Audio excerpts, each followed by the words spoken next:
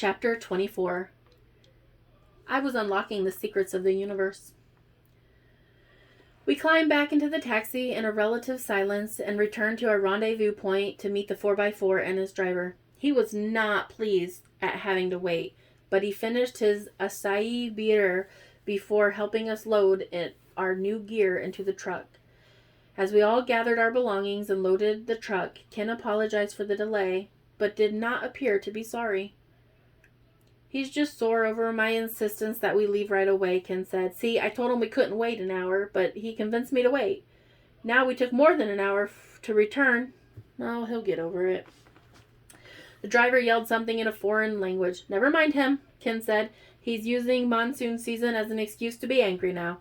You can't change your argument midstream, Ken said to nobody particular, and we all climbed into the bed of the old 4x4. Soon we were out on the road, the dirt and the rock road, to the next destination. The truck was in low gear most of the way, and I thought maybe a yak in a cart would have been faster. The thick tires crunched the rocks and skipped over potholes as we went. The motor vehicle transformed before my eyes and under my feet into a living creature struggling against nature itself. This was the first time I had seen a truck really work. On pavement, trucks are simply another passenger vehicle, but this was something totally different. I wasn't sure who would win, the truck or the road, in this battle for dominance. You could hear the pistons pumping and the gears turning as the drivetrain did its job. Engaging all four wheels in the effort, the beast flexed and contorted. Listening to the stones shoot out from under the churning of the tires, I looked around to see the countryside. We were traveling along a ridge line that overlooked the most beautiful valley that I had ever seen. There were rhododendrons in the foreground and green prairies behind them. A crystal clear stream cut through the valley, and rolling hills in the distance housed terraced rice fields. It's simply amazing, I said to anyone listening. This must have been the inspiration for a rock garden, Barry suggested. Rice? James asked Ken, pointing to the fields. Sure, at this lower elevation, they can grow rice. It's a big part of the economy. We'll be leaving those rice paddies behind as we travel, though. The rains that feed the terrace fields will be replaced by snow where we're headed. He smiled, and his piercing brown eyes looked eager to get on with the journey.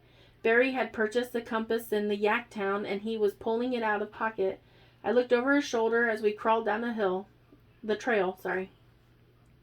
Although the path wound back and forth over and around domes and peaks, we were traveling mostly northwest. You know I have a GPS, don't you? Ken said with a laugh over the engine noise of the truck. I have two, actually. One is built into my phone. You have an app for that? James quipped. I do, Ken said with mirth. There was more levity in the open air. Although the higher elevations were bringing cooler temperatures, July was pretty comfortable in the back of that truck. Ken said it was the rain that would dampen our experience. If we're lucky, we won't see any rain on this drive. The chilly air is manageable in the mountains if you aren't getting drenched by torrents of monsoon season rains. Ken smiled and looked over the cab of the truck, chin forward like the captain of a ship. He was in his element.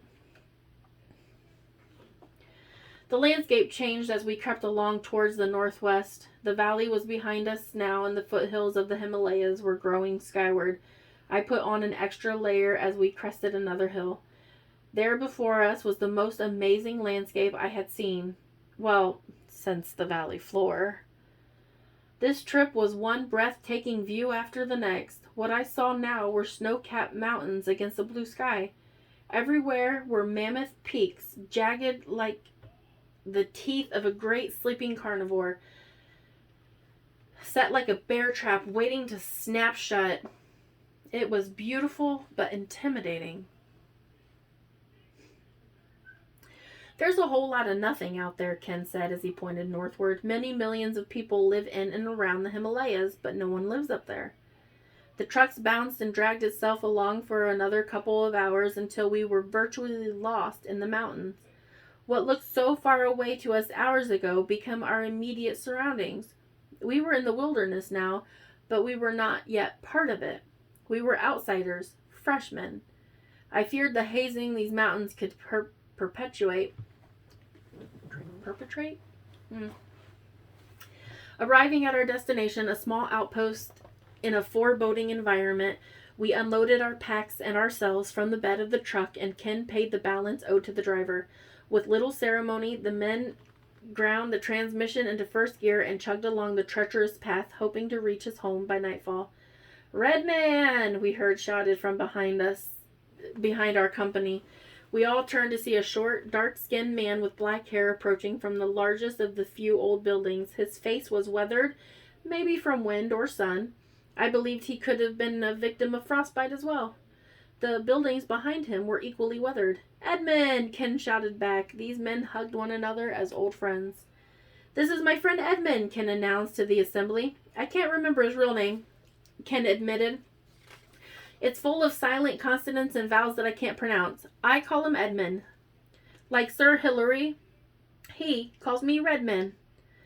Edmund, these are my friends, James on the left and Barry with his wife Ruby." "Presume you," Edmund said as he shook our hands. Edmund yelled toward the nearest building, and his sons came out. The two boys were said to be in their 20s, but they looked like they were 12 to me. "Don't be fooled," Ken told us. "These boys are strapping. They carved these mountains themselves. Johnny there, he wrestled a Yeti and won, didn't you, boy?" Johnny smiled a huge grin that showed his yellow teeth. He had no idea what Ken had said about him, but he was enjoying the foreigner's sense of humor. The brother smiled too, and he was missing a tooth. I laughed at the comical sight of the boys beaming before the great Ken Redmonton. The boys were brown in skin tone, and their drab coats were worn thin at the elbows. The knees of their wool pants had been mended more than once. "Get yourself settled in the bunkhouses," Ken instructed us. "The boys will help." "Billy," Ken shouted, "take Mrs. Chambers' bag to the near bunk." Billy knew what Ken was saying only because of the hand motions. First, Ken pointed at me, and then at the bunkhouse, and then the one nearest the main structure. "That's the one with the full-size bed on the bottom bunk," Ken told Barry and me. "I thought you'd rather sleep together than have individual bunk beds." "Well," Barry said, "if Lakshmi's room is spoken for, I'll bunk with Mrs. Chambers." I slapped him. When I arrived at the bunkhouse, I found it to be very familiar. Similar bunkhouses are to be found in the Rockies.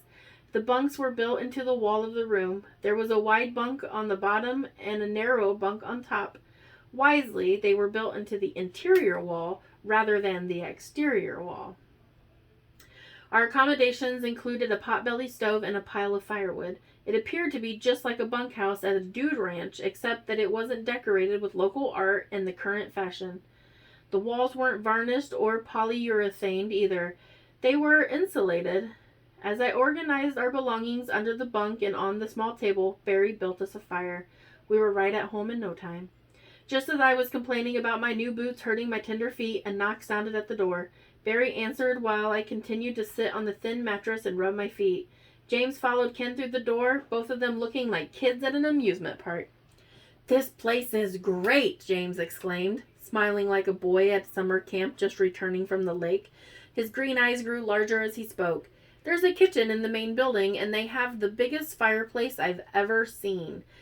There are seats made of native hardwood and stretched with yak skins. Some have hides with fur intact. It's awesome." "Well," Barry replied, "we haven't left the room yet. I'm trying out my fire building skills, and Ruby there is finding out the hard way that she should have broken in her boots." "I'm sorry, Ruby," Ken said as he sat in one of the two wooden chairs near the table. His broad shoulders and heavy body made the chair croak under protests under his BDUs. "I wasn't thinking of the time needed to properly wear in a pair of boots. The stairs must have been a chore today." "Oh, I'm fine, Ken," I insisted. "I have the beginnings of blisters on my second toe of either foot, and my arches are tired. Probably because I'm not used to the width of the boot yet. It's no big deal, really." "Stay off your feet tonight," Ken suggested. "After dinner, I'm going to have Edmund's wife take care of you. She's got a liniment that you won't believe." "I like your room," James said as he plopped into the other chair. "It's cozy." "What's yours like?" Barrington asked. We're sharing a stall," James said with a smile. He nodded towards Ken and added, "He's giving me the manger tonight, though." Ken laughed and explained, "We have a room made for 4, but it's just us 2. The 2 sets of bunk beds take up a lot of space, so we don't have the tables and the chairs, but we have our own stove like yours. And there's also a tea kettle. You can get a tea kettle and cups in the main hall, James explained, raising one arm like an auctioneer. They've got a real mi casa es su casa kind of thing going on here. They'll be ringing the dinner bell at any time now, Ken said. We should make our way over there. Our motley part of our 4 arrived at the main building before dinner time, and I was able to look around. One corner of the building housed the general store, providing whatever needs we may incur, including hiking supplies. They've got an entire warehouse out back, Ken explained, for anything that doesn't fit in here. They've got enough stored up to outfit an entire expedition. In another corner, they found a billiards table with fancy pockets woven with some unknown yarn, coarse and strong. Barry racked the balls and challenged James to a game. Jute, Jute, Ken said as he observed me inspecting the pockets. He was fishing through the breast pocket, searching for a cigar. Ah, I see. While Barrington and James talked trash about and demonstrated Kai projection on the slate tabletop, Ken went to the kitchen to talk with Mr. and Mrs. Edmund. Mrs. Edmund was a perfect female version of Edmund and the boys. She was short and stout with dark skin and bad teeth. She was absolutely beautiful in a wilderness kind of way. She had no one to please but herself. She was plump and well fed. She obviously slept well. I doubted she ever needed any antidepressants, anti-anxiety meds, or her sleeping pills. I walked over to the fireplace and enjoyed the warmth. Sitting in a terribly comfortable chair, I soon fell asleep. Unknown time had passed as the sounds of billiard balls clacking together faded in my tired mind, and I began to dream. Now, Ruby, the gentle voice was saying as the scene faded, and now is when you will see the truth. Another voice, more animated than the first, was heard to say, and the truth will set you free. I willed myself to see where I was. I wanted to know who was speaking to me. Step out of the aircraft, Ruby, the first voice spoke clearly. Join us, the second voice said distinctly. I was able to see the doorway now. It was the same doorway that closed abruptly during my dream of flight. I stepped through the bulkhead and exited the fuselage. How? I asked as I walked away from the craft. Electromagnetic anti-gravity, the tall blonde man said. He was still wearing the silvery gray flight suit of the unknown material. The anti-gravity mechanism can also alter the electromagnetic spectrum, making the craft change colors and even disappear. The man with dark brown hair added, You can see through the airship because we had altered the wavelengths and frequencies of the energy of the craft. It maintained its integrity, but it disappeared from sight. The first man smiled with his blue eyes and as he explained the technology. We were walking steadily away from both crafts, and a man in overalls who was attaching a hose of some kind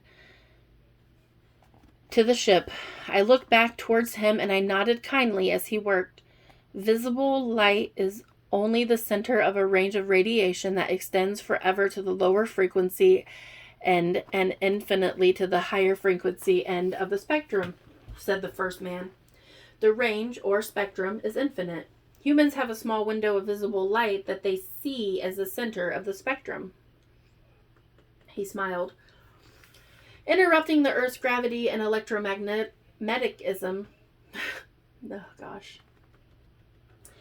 has the fortunate side effect of charging the frequency and power of these waves of radiation. We've learned to harness the side effect and make it work to our advantage, the second man explained. People on the surface often report that UFOs glow one color or another. Sometimes the color changes right before their eyes, the young blonde man said. And sometimes they disappear altogether, I added.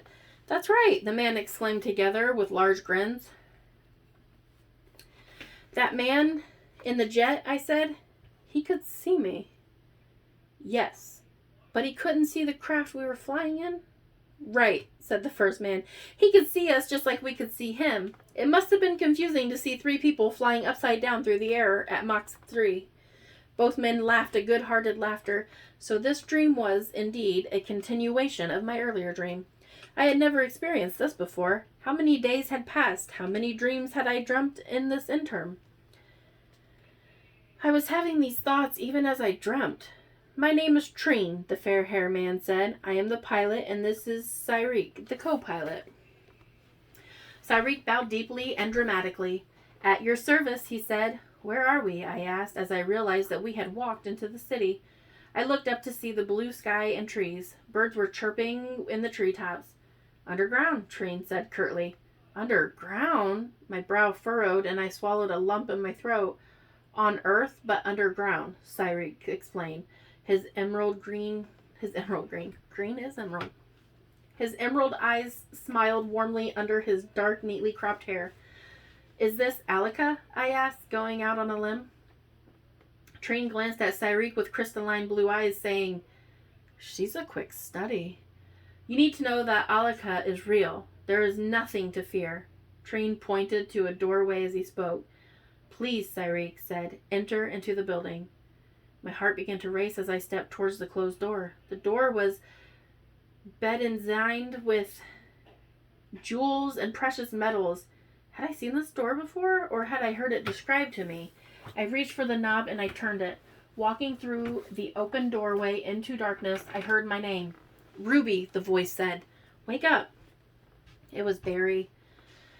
James and Ken stood behind him, waiting to be seated at the table for dinner. You were sound asleep, my most adoring wife. I'm sorry to wake you, but it's time to eat.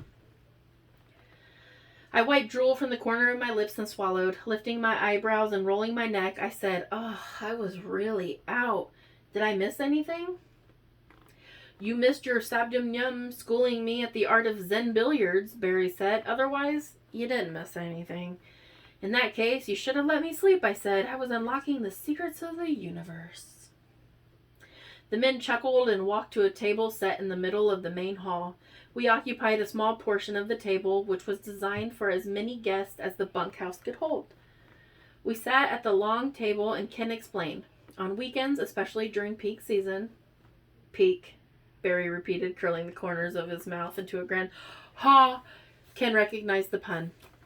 The outpost here has so many foreigners that they can barely keep up. Extra Sherpa are called in and food has to be stockpiled.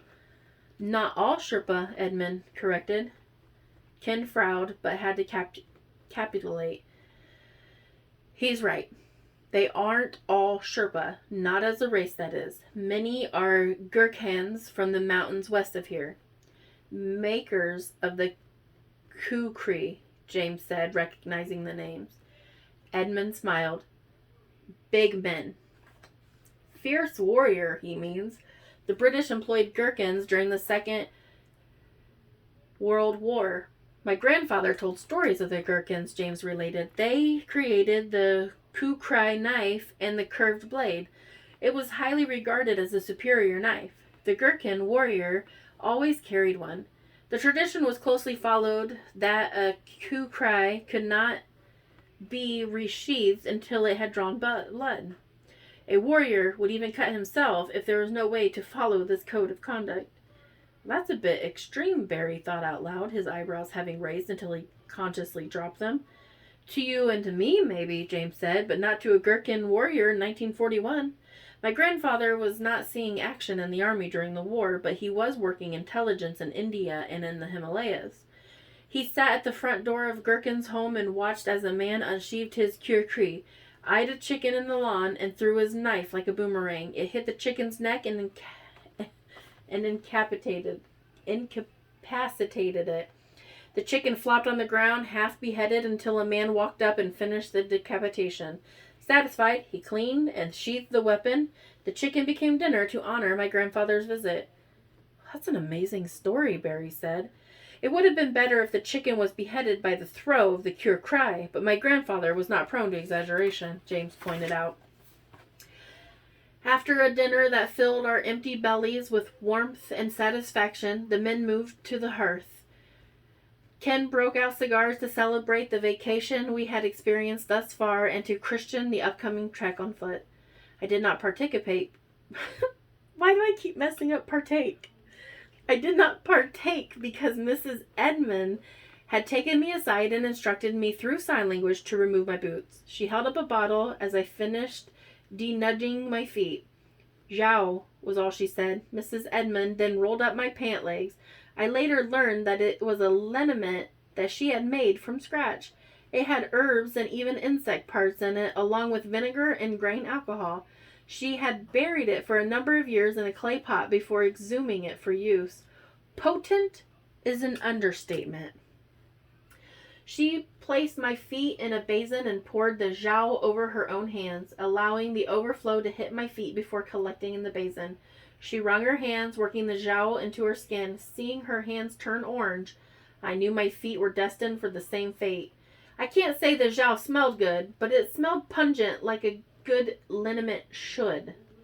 With her hands thoroughly soaked, she began working the zhao into the skin of my feet. She massaged each foot from the calf to the tip of the toe. Her hands were soft but strong as she kneaded the muscles and drew lines along the bones. The blisters were tender and she noted my flinching. Carefully, she added the zhao to the affected areas and softly worked it into the skin. I couldn't help but think of the foot washing in the scriptures.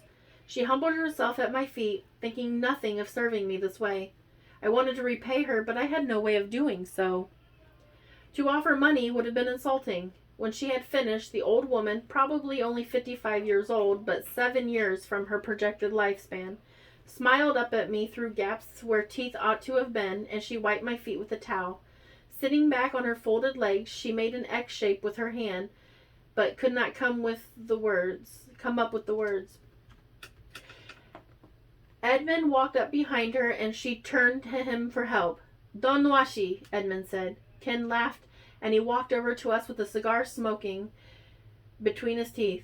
Don't wash your feet tonight, he said. The zhou has to penetrate the outer layers of the skin to work properly. It's good for the blisters, but also for muscle fatigue. It will speed the healing of your nervous system too. It is good stuff. We all visited with Edmund's family for a while before retiring for the night. It had been a long day, full of adventure. We needed our sleep. Tomorrow we hike, Ken announced. It will be very early. Start at sunrise, mind you. The sun won't be hitting the bunkhouses at daybreak because we're in the shadow of a mountain, but we'll be getting started at 6 a.m. local time anyway. We all walked back to the bunkhouse together, and Ken showed us where the showers were located. You'll want to use hot water and get your temperature up in the morning. Right away, put on your underlayers and trap that heat in. Layer your clothing for the hike. We don't want you sweating, but we don't want you cold. You'll have to strike the right balance. We all said we understood, and then we went to our rooms for the night. Once in bed, I was terribly excited. Barry, I said quietly, this is it. We're doing it. Tomorrow we hike the Himalayas. Yep, Barry said, obviously as excited as I was, but trying to be the straight man in our little comedy of life. We'll be real trekkers starting tomorrow. Maybe by time we come back here, we'll look like we belong. Instead of looking like clay slickers on a dude ranch, I asked. Exactly, Barry said with a smile. A nervous energy precluded sleep, so we kept talking. Your feet smell, Barry joked. Yeah, like cricket legs and frog eyes, I said. Like they were buried for 7 years, Barry suggested. We laughed. Don't play footsie with me, woman, Barry said in jest. I don't know where your feet have been. I smiled and touched my husband's arm gently, but my mind had gone, as often as it did, to my father. Do you think my father would have approved of this adventure? I asked Barry. My faithful husband turned slowly and deliberately in the hard bunk. He looked at me with tender green eyes, but I did not return his gaze. He held me as he spoke. Ruby, my love and the reason for my existence, I think your doting father would have sooner shoved bamboo under his fingernails as to send you on an adventure such as this. I smiled, but I was sad. Do you know what I loved about your father? Barrington asked. I shook my head slowly, and he continued. He was not afraid to feel his emotions. Although he never wanted to express them directly, he would fully feel the love that he had for you and for your mother. Barry paused and tried to look at me. Still, I kept my head buried and my tears began to threaten my tired eyes. Do you remember how he would always tell you to call or visit more often? Do you remember that he always said it was your mother who missed you? Remember that he said he would be specific?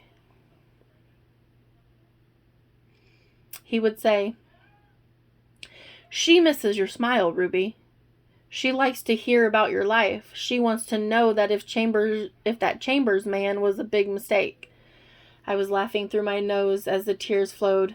Barry continued, "It was not your mother, Ruby. It was him. He missed your smile. He missed your stories and your marvelous husband. You know how he never complimented your mother. Instead, over a cigar, he would tell me that he had never been to a restaurant near or far that could top her beef roast and whole potatoes. He would say that she was the prettiest woman he had ever known, and he couldn't believe that she agreed to marry him." I nodded my recollections of similar comments. "Your father loved you every day, Ruby, and he loved your mother every day. Me? Well, there were days." My laughter was choked by tears, and I could not say for sure if the salty droplets were resulting from my sadness or my joy. "Your father, William Presley Endicott, was a gentleman. He was politely reserved. To tell you the truth, Ruby Endicott Chambers, I think that he couldn't express his love for you adequately because his love was too large. He would have broken down in tears. A gentleman is not about to fall apart at the seams." I let the words settle into the memories of my father. As my tears subsided, I experienced a much-needed release, a mental catharsis. I snuggled in close, feeling the wooden surface through the thin mattress against my hip. I didn't care about the mild discomfort. I was in Nepal with my darling husband, and at least for the moment, he wasn't being a jerk. I decided to tell him so. "You're the nicest husband I have," I said. "Nice doesn't mean anything," he shot back. "Nice is the opposite of mean," I reasoned. "See what I mean?" Barry concluded. And then we were soon asleep. The next day brought adventure in a foreign land.